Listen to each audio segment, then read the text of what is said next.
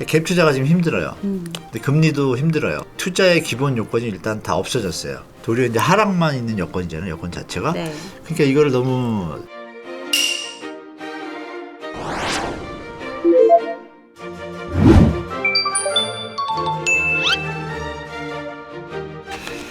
그럼 이번에는 진짜 가장 네. 사람들이 궁금한 수요자 관점에서 얘기 좀 풀어보려고 하는데요. 수요자. 네. 요즘에 이제 규제가 많이 풀리고 또 금리 인상 속도 조절 기대감도 많이 올라온 상태잖아요. 이런 관점에서 이제 지금 집을 좀 사려고 하는 사람들이 제 주변에도 그렇고 좀 많이 늘어나고 있거든요. 아, 네. 네. 근데 지금 이 시점에서 무주택자라면 주택 매수를 좀 추천하십니까? 어떻게 보세요? 저는 좀 더 기다려도 되는데 네.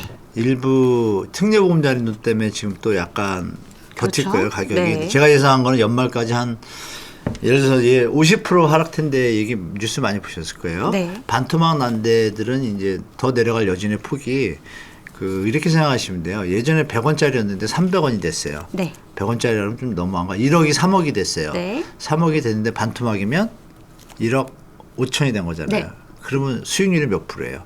그러면 50%죠. 50%잖아요. 아직도 남잖아요. 근데 국민들이 볼 때, 수요자들이 볼 때, 저거는 1억 3, 4천이면 딱 좋겠는 거예요. 그런 지역들은 거품이 많이 낀데 네. 이런 데들은 조금 더 내려갈 소지가 있어요. 근데 그럼에도 불구하고 조금 더 내려가는 폭은 이제 한정적이겠죠. 네. 그리고 역으로 이제 20-30%밖에 안 내려온대, 조정이. 그런 데는 뭐 경기도 수도권 일대뿐이 아니라 전국적으로 최소 2배 반에서 3배가 다 올랐거든요. 그러면 그런 데들은 생각해 보세요. 1억짜리가 3억이 됐는데 20%면 6천만 원 빠진 거예요. 네. 그렇죠. 갭이 아직도 많잖아요. 네. 그러니까 거기들은 앞으로 추가적으로 또 10에서 20%더 빠질 수가 될 있다고 수도? 보는 게 제 견해인데 네. 50%된 곳에 무주택자 입장에서는 그러면 옆에 신축이 만약에 분양을 해요. 네. 분양을 하면은 헷갈리기 시작하거든요. 이거 값이 비슷한데 조금 더 비싸요, 얘가. 근데 이것도 조금밖에 안 내려왔어. 뭐 혼동스럽잖아요. 그러니까 간단히 말씀드릴게 최소한 40% 정도 내려왔는데 네. 신축 청약하는 분양 아파트가 이 40%보다 똑같거나 뭐 한 5% 선이라 그러면 이게 더 내려올 때 갭이 한 10% 정도 벌이잖아요. 네. 근데 신축이잖아요. 새 거가 더 좋은 건 맞잖아요. 네, 메리트가 그러니까 그런 개념에서 자산이 어느 정도 있는 분들, 그러니까 영끌 시절에 막 살려고 하다가 이건 도저히 너무 비싼데? 라고 판단돼가지고 머뭇한 분들이 좀 계세요. 네. 그분들이 지금은 사도 큰 무리가 없는 분들이죠. 왜냐하면 대출할 게 양이 적으니까, 부담이 네. 적으니까. 근데 이제 그분들 말고 아예 그때든 지금이든 그냥 미래를 위해서 자금을 모으고 계신 분들 대부분의 이제 직장인들이에요. 그분들 연봉 5, 6천 계산하시면 5, 6천도 많은 건데 평균이 뭐 5천 몇백이니까. 그렇습니다. 근데 이제 상위에 치우치니까 제가 조사를 해보니까요. 우리나라 그러니까 서울만 예를 들면 비슷해요. 전국적으로. 서울이 한 60에서 65% 분들이 연봉 5천, 6천 이하예요. 그럼 실수령액은 400에서 450이거든요. 네. 최저 생계비 기준에다 이렇게 만약에 2인 가구다. 이게 2인 가구 기준이요. 그러면 나가면 한 200 나가거든요. 그렇죠. 그러면 100에서 조금 여가생활 중거나 뭐 차 한 대 사거나 이러면 100에서 150 한 달에 보면 잘 모으는 거거든요. 그러면 1년이 얼마예요? 1,500, 2,000 잘야 모으신단 말이에요. 5년이래야 1억이에요. 10년이면 2억이에요. 네. 15년이면 나이가 벌써 몇 살이 돼요. 다들 가지고 계신 돈이 정상적인 분들, 대부분의 우리 근로자분들이나 자영하신 분들이 현찰로 자산 여력이 한 3억 수준인 거라고 저는 판단해요. 네. 2억도 많으실 거고 많으면 이제 4억 네. 이럴 텐데 그러면 현재 서울 집값이 어때요? 4억짜리 집이 있습니까? 없습니다. 못 사잖아요. 네. 그래서 이게 주택 가격이 10억을 넘고 11억 넘어가기 시작하면서 거래가 딱 끊긴 겁니다. 금리나 뭐 이런 거와 상관없이도 끊겼거든요. 네. 그전에 심하게 투기꾼들이 집을 매집한 상태에서 프라이스 리더 역할을 하면서 가격을 높여가지고 마치 천일의 칠면조처럼 쌓아놓은 돈을 뺏어가는 형태로 이 시장이 이루어졌잖아요. 네. 그 무주택자분들 중에 지금 말한 그분들은 아직도 괴리감이 큰 거예요. 그러니까 이제 거래가 잘 안 붙는 거고 특례보금자님처럼 특별한 게 있으니까 그나마 힘을 내서 다가가는 건데 그것도 무리죠. 3억만 해도 이자가 벌써 7, 80명 애들 이름도 아니고. 맞습니다. 그러니까 그런 개념에서 보면 주택 가격이 저는 더 내려와야 된다고 생각하는데 시장이나 정부가 네. 언론사들의 일부가 네. 자꾸 이제 자본주의의 탐욕에 빠져서 국가와 국민을 생각 안 하고 그런 형태가 좀 빚어지고 있잖아요. 제가 볼 때는 무주택자분들은 그분들이 안 산다고 가정을 할게요. 못 사거나 안 사면은 주택 가격이 버팁니까? 못 버티죠. 네, 그렇죠. 그렇죠? 금리 인하가 되기 전까지. 네. 이게 어떻게 보면 무주택자와 다주택자의 싸움이기도 해요. 보이지 않는. 그래서 무주택자분들은 제가 말씀드릴 수 있는 건 무리해서 절대 사지 마시라. 요즘 30년, 40년인데 그 정신적으로 되게 그 타격 큽니다, 여러분. 그래서 정말 큽니다. 무리해서 사지 마시고 안 사는 게 도리어 주택 가격을 안정시키는 데 도움이 되거든요. 그러니까 이게 누가 젊은 분들이 나서셔가지고 좀 운동을 하셨으면 좋겠어요. 야, 이거 집값 너무 비싸다. 기득권들이요. 이제 그만 우리를 좀 돌봐주십시오라고 강력하게 외치실 때가 된 것 같아요. 제가 볼 때.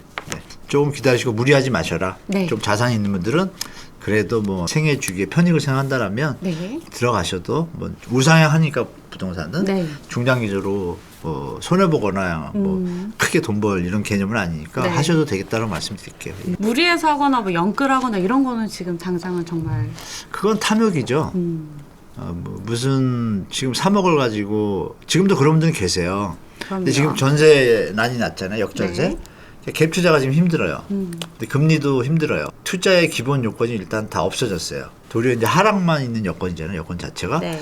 그러니까 이거를 너무 담담하게 생각하시면 안 되고 여러분들도 아시는 분들 계시겠지만 이런 현상이 벌어지고 나면요. 6개월에서 1년 뒤에는 무조건 경제 침체입니다. 100%. 대한민국 역사도 그랬고 미국 역사도 그랬어요. 그렇기 네. 때문에 경제 침체가 일어나면 어떻게 돼요? 해고가 늘어나고 지금 벌써 증권사나 이런 데도 해고 많이 하잖아요. 네, 은행도. 맞습니다. 소리 없이. 그죠? 소리 없는 IMF 위안이란 말도 있어요.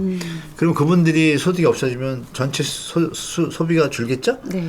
그러면 회사들이 수익이 줄겠죠? 경기가 그럼 또 회고를 하겠죠? 네. 그러니까 이런 걸 어느 정도 거쳐야 그래서 이번 시장이 한 1년 정도 2년 정도 경제 네. 침체가 끝나고 나서 그동안에 이제 그러면 샐러리맨들이나 실수요자들은 차곡차곡 돈을 모으겠죠. 네. 그 주택가가 어느 정도 내려올 때 그게 균형점이 되는 시점이 되면 다시 정상적인 시장으로 가겠죠. 그렇게 갈 것 같아요. 제가 볼 때. 조금 더 기다려라라고 말씀을 해주셨고요. 그러면 전제 조건이 하나 있습니다. 네. 정부가 너무 심각하게 투기를 조장하는 정책을 안 쓸 때라는 전제 속에서는 네. 무조건 기다리는 게 맞는 상황입니다. 제가 볼 때. 국가, 국민과 여러분들을 위해서. 네. 네. 근데 또 궁금하실 부분이 그러면 도대체 언제 그럼 사도 되냐? 방금 말씀을 해주셨지만 네. 좀 체감적으로 내가 확 사도 된다라고 느낄 만한 타이밍 같은 건 있을까요? 있죠. 일단 신호를 말씀드리면 네. 일단 자기 자산과 상관없이 네. 뭐 우리가 유체이탈이라고 해도 될까요? 내 능력은 생각 안 하고 그냥 이렇게 그런 거 있잖아요. 네. 무슨 말씀인지 다 아시겠죠, 여러분들. 그러면 이제 그래도 하여간씩 우리가 자본주의 살고 있으니까 네. 적응을 해야 되니까 그런 개념에서 말씀드리면 여러분들이 여러 개 볼 필요 없습니다. 다 전문가들이 여러 가지 해석을 내놓겠지만 공부하면 성적으로 나타나는 것처럼 성적표 나오잖아요. 네. 그런 것처럼 부동산도 성적표가 있습니다. 오. 그러니까 이제 거래량. 네. 거래량이 지역마다 평균 거래량이라는 게 있어요. 네. 그 평균 거래량 밑에서 계속 오래 가면 어떻게 되겠어요? 이건 하락하고 있는 거잖아요. 네. 그렇게 보시면 되고 그럼 거래량이 늘어나면 올라갈 가능성이 있잖아요. 네. 그럼 그 하나의 요인은 됐어요. 그다음에 전세. 우리나라는 갭 투자 천국인데 전세 가격이 내려가면 갭 투기가 힘들어져요. 네. 그러면 주택 가격이 버티는 힘이 약해지거든요. 네. 결론은 뭐예요? 전세 가격이 내려가면 집값도 내려간다. 네. 그러니까 전세가가 계속 하락하는 분위기다 그러면 집값은 내려가겠죠. 네. 그리고 이제 미분양, 우리 요즘 많이 듣는 얘기 있잖아요. 네. 미분양 자꾸 늘어나면은 뭐 사람들이 집을 안 사는 얘기 아니에요. 집이 많아져요. 그러면 집값이 어떻게 되겠어요? 내려가죠. 내려가죠. 네. 근데 한없이 내려갈까요? 아니죠. 원룸에서 월세 사시는 분이 집값이 막 내려가죠. 내가 대출 받아서 원룸 월세를 냈느니 이 집을 살 정도가 되면 사겠죠. 간단하잖아요. 그러니까 결론은 거래량, 미분양, 전세가 이 세 가지가 오르고 내리는 거에 따라서 이 세 가지가 한 방향을 가리키면 하락이겠죠. 네. 세 가지가 다 올라가는 방향을 가리키면 상승이겠죠. 근데 한두 가지가 있을 때는 보합인 거고 네. 지금은 다 세 가지가 다 내려가고 있잖아요. 그렇습니다. 다 안 좋잖아요. 그러니까 네. 지금은 하락기죠. 요즘 나오는 거래량이 반짝 증가한다. 네. 하락도 안 되죠. 전세가도 하락하고 미분양도 늘어나면 두 개가 더 하락 요인이 크니까 네. 이건 올라가도 한계가 있겠구나. 그런데 미분양까지 가면서 이러면 이제 시장 봐야겠죠. 이 세 가지만 보시면 되고 플러스 알파로 네. 하면 이제 경매 지표 이렇게 보시면 됩니다. 경매 경매 지표는- 낙찰률이나 낙찰가율이 좋아지면 네. 시장이 좀 살아나는 초입이거든요. 네. 지금 역대 최저치입니다. 지금.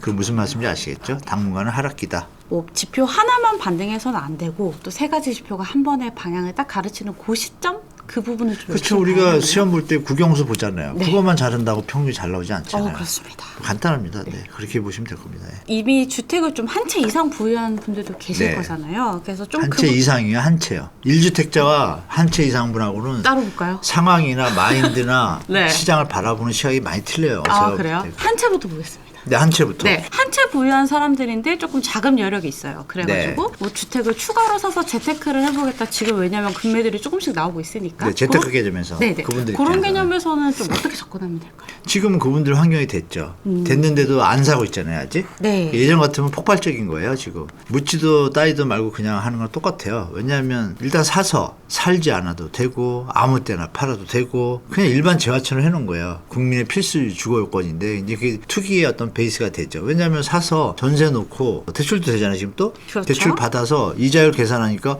이자율이 3년 동안 분 게 한 1억인데 이 집값이 1억만 오르면 똑같은 거고 2억이 오르면 1억을 벌잖아요. 네. 투자한 게 뭐가 있죠? 이자밖에 없잖아요. 네. 계산이 나와요. 그래서 이게 투기적 요소인 거예요. 그걸 다 풀어줬어. 1주택자 이상 분들이 하나 더 투자할 분들은 좋은 때예요. 때인데 그분들이 보기에도 이건 더 내려갈 것 같은 거예요. 아. 그렇게 자기가 했는데 3년 뒤에 이자만 내고 있으면 어떻게 될까요? 손해잖아요. 네. 세금도 내야 되고. 네. 그러니까 그분들도 지금 이렇게 다 풀었음에도 안 사는 거는 그 이유예요.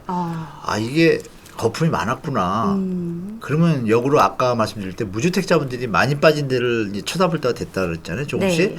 그 사람들은 더 쳐다보고 있겠죠. 뭐 눈을 부라리고 계산기 하고 뭐 하실 거예요 지금. 그렇습니다. 수익이 나는 기준이 어딘가. 그때는 이제 움직이겠죠. 그럼 다시 아까 말씀드린 거래량, 전세가 이거랑 같이 가는 지표로 나타나잖아요. 네. 네. 간단하죠. 적정 주택 가격이 충분히 내려왔다고 판단되면 투자에서도 큰 문제는 없습니다. 요번 7년, 8년처럼 급등기의 그 수익률을 기대할 수는 없습니다. 왜? 3기 신도시와 100만 채의 주택 공급 물량이 터져나오거든요. 네. 지금 분양한 거 말고도. 그러면 3년 뒤는 그게 입주가 되는 시점이에요. 그렇군요. 그러면 이게 대체제가 생겨요. 집을 그 사람이 사서 팔려고 하는데 그 사람이 그러면 현재 집값에서 1억이나 2억을 업을 했을 거 아니에요. 근데 여기를 보니까 3기 신도시 집이 있는데 비슷한 이게 가격에? 더 싸거나 더 좋아. 네. 그럼 이거 안 사 일로 가죠. 그럼 이 그렇죠. 사람 뭐예요? 이자만 내게 된 거잖아요. 그렇죠. 시장상에 따라서 바뀌는데 우리나라 경제 상황도 같이 보셔야겠지만 일단 그렇게 흐름을 체크하시고 1주택자분들은 함부로 욕심내지 마셔라. 네. 시장이 예전하고 좀 다르다 말씀드릴게요. 그러면 이제 주택이 많은 다주택자분들 그분들도 네. 어쨌든 고민은 더 많겠죠. 그분들에 대한 그것도 이제 생각은 분류를 해야 됩니다, 여러분. 네. 그 다주택자는 이제 2주택자도 다주택자죠. 그렇죠. 네. 그럼 2주택자들하고 3주택자들하고 구분을 일단 탁 쳐야 돼요. 3주택 이상. 3주택 이상은 세금도 또 다르고 차등 네. 두고 있고 요번에 또 2주택자, 일시적 2주택자들은 또 네. 세제 혜택을 많이 줬어요, 정부가. 네. 근데 이분들의 대부분이 좋게 얘기하면 투자, 네. 나쁘게 하면 투기꾼들도 껴 있습니다. 네. 껴 있기 때문에. 근데 여기서 완벽하게 정부가 투기할 수 있는 여건을 만들어줬어요. 음. 그게 뭐냐면